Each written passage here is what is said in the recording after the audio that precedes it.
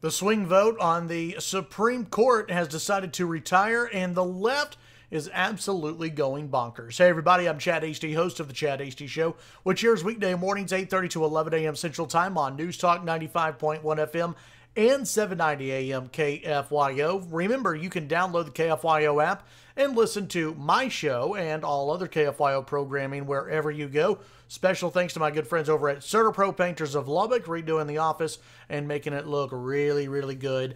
All right, so Anthony Kennedy, often the swing vote on the United States Supreme Court, has decided to retire, and that means President Donald Trump gets a second Supreme Court pick in 18 months. Now, there had been rumors for a while now that Anthony Kennedy was going to retire, so this really doesn't come as a galloping shock to anyone, but the left has absolutely lost their minds. Already in the hours after the announcement, people on the left are going crazy, thinking that this is the end of abortion, that this is the end of gay rights, that this is the end of America, that conservatives will rule forever, when in reality, and listen, as someone who voted for Trump because I did not want Hillary Clinton to have 2 Supreme Court picks or more, I am very happy that Donald Trump is making the next Supreme Court pick. But let's not forget that sometimes these justices have a different mindset on different cases, and they don't always rule the way that presidents and conservatives or Democrats would want them to rule. So it's not a slam dunk that Roe versus Wade is going to be overturned. It's not a slam dunk that constitutional legislation will make its way through the U.S. Supreme Court, and that the U.S. Supreme Court will rule in a constitutionally conservative manner, as they should. But it's a pretty good bet that they will. It's a much better bet than if Hillary Clinton had been able to pick the next 2 Supreme Court justices. And by the way, Donald Trump may not be done.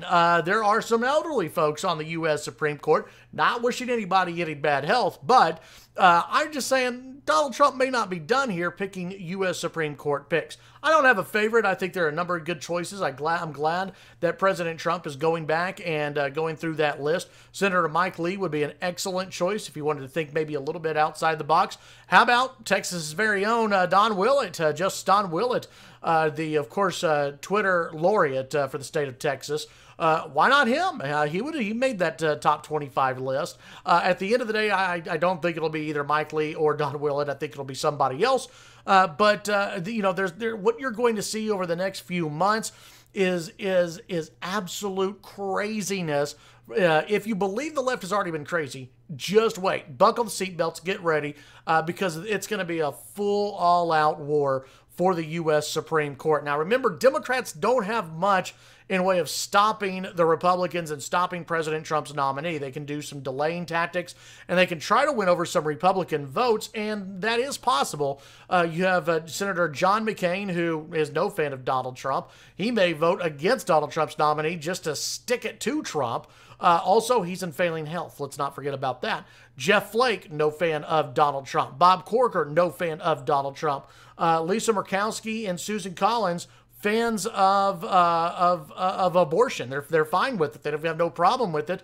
They could be some swing votes on this.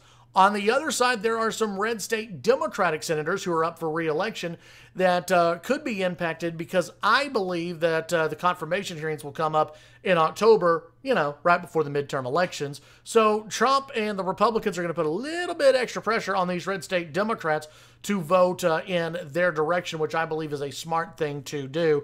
You're looking at Joe Manchin. You're looking at a few other Democrats that could actually move from the Democrat no pile to the Republican yes pile, and confirming Donald Trump's nominee. There's a lot of politics that's going to be at play here. A lot of really hysteria from the left. They're very concerned. They're very concerned about Roe versus Wade.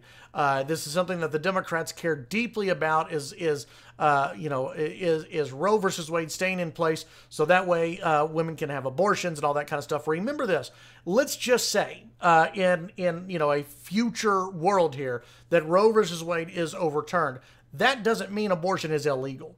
Okay, That's not what it means. Now, Democrats will have you believe that that's what the Supreme Court's going to do, but Roe versus Wade does not, if it's overturned, it does not make abortion illegal. What it does is send it back to the states for the states to make that decision, and that would be a very interesting decision. So, again, a lot of politics are going to be at play here. The left is going to go absolutely nutty crazy. The right, yeah, conservatives are celebrating. Republicans are celebrating.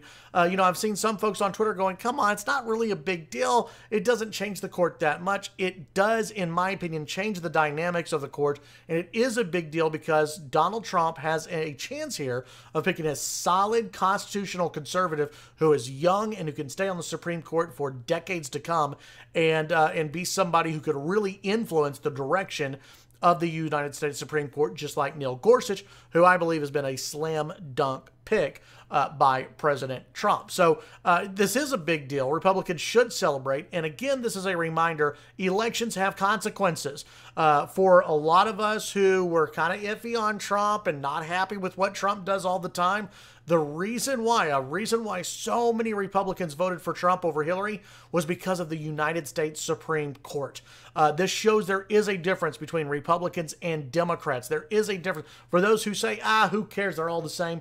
No, they're not. And this is a prime example of that. It's a prime example of why elections matter and why people should be paying attention to the politics of the day and should be paying attention to what the United States Supreme Court does. I do applaud some of the recent decisions by the U.S. Supreme Court.